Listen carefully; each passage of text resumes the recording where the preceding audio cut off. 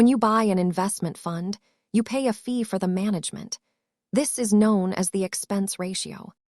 Think of this as the annual operating cost of the fund. It covers everything from administrative work to professional management. If you have $10,000 in a fund with a 0.5% ratio, you pay $50 a year in fees. These small percentages pay for the team that selects the investments and the infrastructure that keeps the fund running smoothly. Passive index funds often carry lower fees because they simply track a market index, while active funds cost more to manage. Over long periods, even small differences in expense ratios can significantly impact your final investment balance due to compounding. Because you pay these fees regardless of whether the fund makes money, keeping costs low is a popular strategy for long-term investors.